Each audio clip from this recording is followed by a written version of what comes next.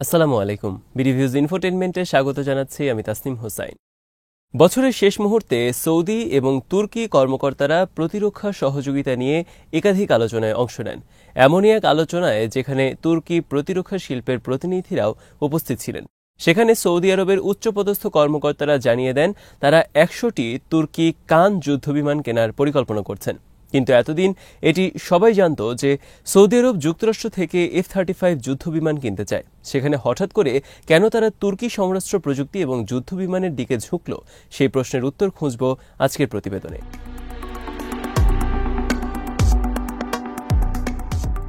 কান হল একটি তুর্কি নির্মিত পঞ্চম প্রজন্মের মাল্টিপারপাস স্টেলথ একটি যুদ্ধবিমান যা তুর্কি অ্যারোস্পেস ইন্ডাস্ট্রিজ TAI এবং লন্ডন ভিত্তিক BAE সিস্টেম যৌথভাবে নির্মাণ করছে। এই বিমান তৈরির প্রকল্পটি ২০১০ সালে শুরু হয়, যার লক্ষ্য ছিল তুরস্কের পুরনো F-16 বহরের প্রতিস্থাপন করা এবং একই সাথে দেশের প্রতিরক্ষা, স্বনির্ভরতা এবং সামরিক ও জাতীয় সক্ষমতা বৃদ্ধি করা।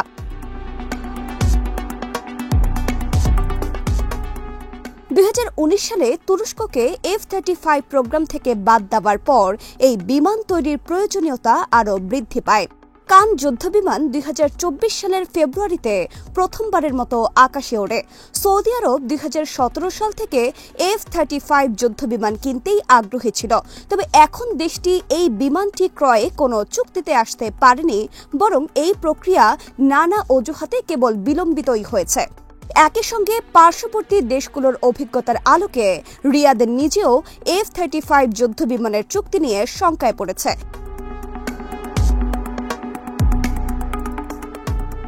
কেননা এর আগে ২০২১ সালে ট্রাম্প প্রশাসন ইসরায়েলের সাথে সম্পর্ক স্বাভাবিক করার পুরস্কার হিসেবে সংযুক্ত আরব আমিরাতের সাথে বিলিয়ন ডলারের F-35 চুক্তি স্বাক্ষর করলেও পরবর্তীতে বাইডেন প্রশাসন ক্ষমতায় আসলে সেই প্রক্রিয়া থেমে যায়। বাইডেন প্রশাসন যেসব শর্ত আরোপ করেছিল আমিরাত কর্তৃপক্ষ তা মানতে চায়নি। বিশেষ করে আমিরাতকে বিমানগুলো সার্বভৌমভাবে পরিচালনা করতে দেওয়ার ব্যাপারে বাইডেনের আপত্তি ছিল। বিমানটির প্রযুক্তিগত সহায়তা দিতেও যুক্তরাষ্ট্র তখন অনীহা প্রকাশ করে।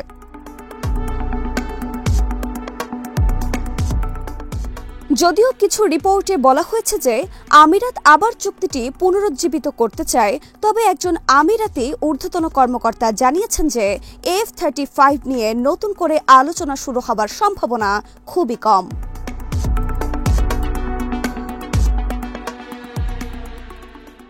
ইসরায়েলের সামরিক শ্রেষ্ঠত্ব বজায় রাখার জন্য যুক্তরাষ্ট্র প্রায়শই ইসরায়েলকে অগ্রাধিকার দেয়, যা সৌদি আরবের F-35 পাওয়ার সম্ভাবনা কমিয়ে দেয়।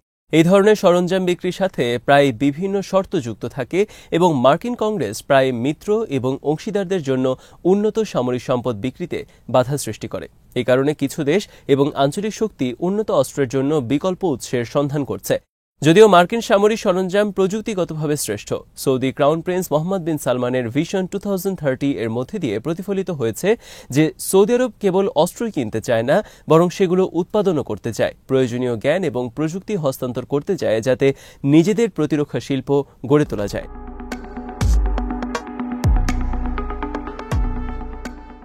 যুদ্ধবিমানের ক্ষেত্রে সৌদি আরব গ্লোবাল কম্ব্যাট এয়ার প্রোগ্রাম বা GCAP-তে যোগ দিতে চেয়েছিল। এটি মূলত ব্রিটেন, ইতালি এবং জাপানের সহযোগিতায় ষষ্ঠ প্রজন্মের স্টেলথ যুদ্ধবিমান তৈরি করার প্রকল্প। এটি ইউরোফাইটার টাইফুন এবং মিৎসুবিশি F-2 এর পরিবর্তে তৈরি করা হবে এবং ২০৪০ সালের মধ্যে এই বিমানগুলো উড়তে পারবে বলে আশা করা হচ্ছে।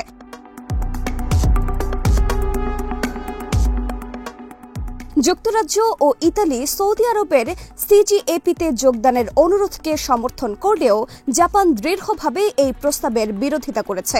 ফলে সৌদি আরব এখনও এই প্রকল্পের অংশ হতে পারেনি। কিন্তু GCAP-তে যোগদানের অনুরোধ করার এক বছর পর এসে অবশেষে গত ১৩ ডিসেম্বর সৌদি আরব আলোচিত বিমান নির্মাতা প্রতিষ্ঠান যুক্তরাজ্যের BAE সিস্টেম, ইতালির লিওনার্দো এবং জাপানের এয়ারক্রাফট ইন্ডাস্ট্রিয়াল এনহ্যান্সমেন্ট এর সাথে যৌথভাবে একটি বিমান নির্মাণ প্রকল্প বাস্তবায়নে চুক্তি করে। এই বিমান নির্মাতা কোম্পানিগুলোর প্রতিটি নতুন এই কোম্পানির ৩৩.৩% শেয়ারের মালিকানা পায়।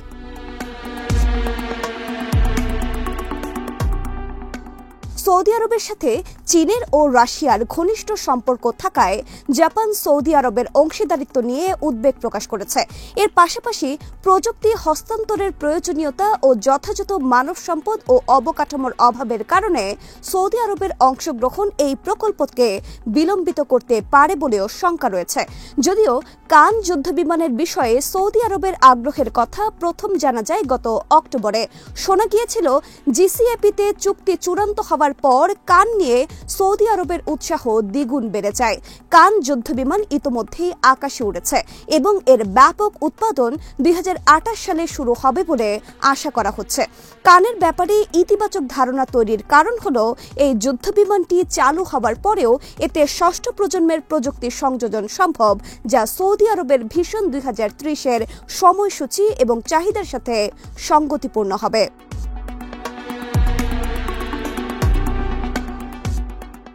জিসিএপি প্রকল্প থেকে বাদ পড়ার পর সৌদি আরব ভবিষ্যতে নতুন যুদ্ধবিমান পেতে বাধার সম্মুখীন হতে পারে এমন একটি আশঙ্কা থাকায় সৌদি আরব কানের প্রতি বিশেষ আগ্রহী হয়েছে।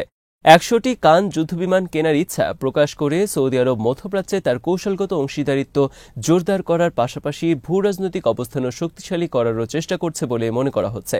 আঞ্চলিক নিরাপত্তা গতিশীলতার পরিবর্তনের প্রেক্ষাপটে এই উদ্যোগ বিশেষভাবে তাৎপর্যপূর্ণ, যেখানে দেশগুলোর শক্তিশালী এবং স্বাধীন প্রতিরক্ষা অবস্থান ক্রমশই গুরুত্বপূর্ণ হয়ে উঠছে।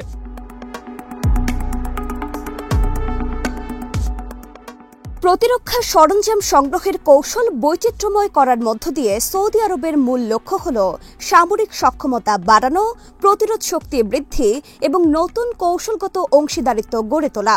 এর অংশ হিসেবে সৌদি আরব শুধুমাত্র তার সামরিক প্রস্তুতি জোরদার করছে না, বরং পরিবর্তনশীল আঞ্চলিক ভূ রাজনীতিতেও তার প্রভাব বৃদ্ধি করছে।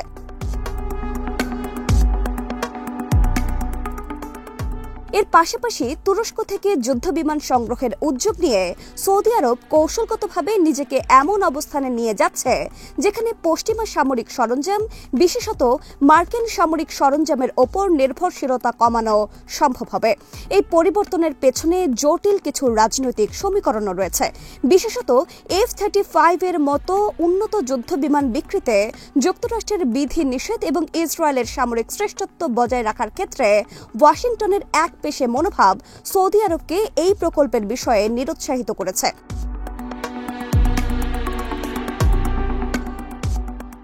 2015 থেকে 2020 সাল পর্যন্ত সৌদি আরব তুরস্ক সম্পর্ক আঞ্চলিক অস্বস্তিকর পরিস্থিতি এবং মতাদর্শগত মতভেদের কারণে ওঠানামা করেছিল।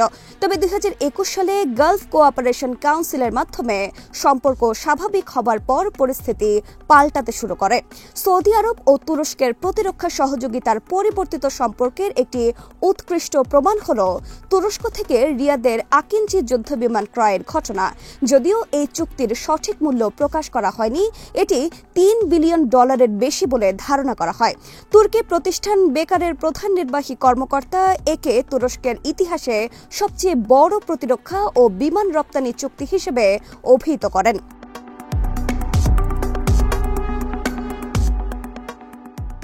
সৌদি আরব কেবলমাত্র একটি বৈশ্বিক অর্থনৈতিক শক্তি নয়, একই সাথে এটি বিশ্বের অন্যতম বৃহৎ অস্ত্র ক্রেতা রাষ্ট্র। তুরস্কের দৃষ্টিকোণ থেকে সৌদি বিমান ক্রয় হয়তো দেশটির জন্য একটি লাভজনক অর্থের উৎস হবে, যা তুরস্কের নিজস্ব বিমান উৎপাদন দ্রুততর করতে এবং প্রতি ইউনিটের খরচ কমাতে সাহায্য করবে। বর্তমানে প্রতিটি ইউনিটের পেছনে তুরস্কের $100 মিলিয়ন বেশি ব্যয় হচ্ছে। পাশাপাশি এই বিমান ক্রয় রিয়াদের জন্য দ্বিগুণ লাভের হবে, কারণ তারা কোনো শর্ত ছাড়াই কান যুদ্ধবিমান কিনতে পারবে এবং উৎপাদন লাইনের কিছু অংশ সৌদি আরবেও উৎপাদনের সুযোগ পাবে, যা তাদের স্থানীয় প্রতিরক্ষা শিল্পের প্রসার বৃদ্ধি করবে।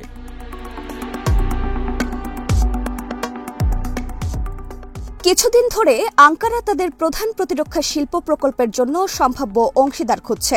2023 সালের জুলাই মাসে আজারবাইজানও কান প্রকল্পের অংশীদার হয়। এই অংশীদারিত্বের অধীনে আজারবাইজানের তেল ও গ্যাস মজুদের আর্থিক সম্পদ তুরস্ককে উৎপাদনের খরচ কমাতে সাহায্য করে।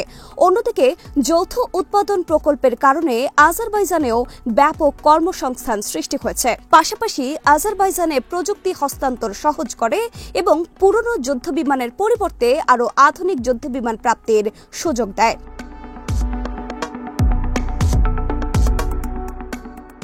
এই এসব কারণেই কান যুদ্ধবিমান নিয়ে সৌদি আরবের আগ্রহ স্বাভাবিক। তবে শেষ পর্যন্ত সৌদি আরব কান কেনার সিদ্ধান্ত নেবে কিনা তা নির্ভর করবে বেশ কয়েকটি বিষয়ের ওপর।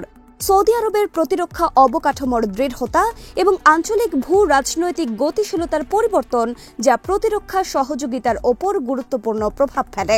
সৌদি আরব সাধারণত এই ধরনের চুক্তি চূড়ান্ত করতে দীর্ঘ সময় নেয়, এমনকি যদি তারা কোনো সিদ্ধান্তে পৌঁছায়ও অন্য বিষয়ে মতবিরোধ হলে তারা আদৌ সেই প্রতিশ্রুতি রাখবে কিনা তা নিয়েও অনিশ্চয়তা থেকে যায়।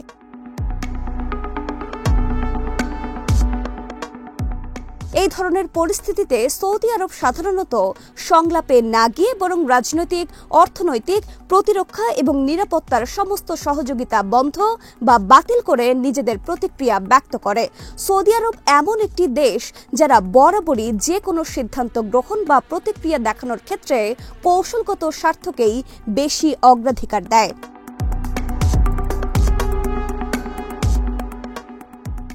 আজ এখানেই শেষ করছি। সমরাস্ত্র, প্রতিরক্ষা এবং কূটনীতির নানা তথ্য জানতে চোখ রাখুন বিডি ভিউজ ইনফোটেইনমেন্টে। চ্যানেলটি ভালো লাগলে সাবস্ক্রাইব করুন। সংযুক্ত থাকুন আমাদের ফেসবুক পেজে। আল্লাহ হাফেজ।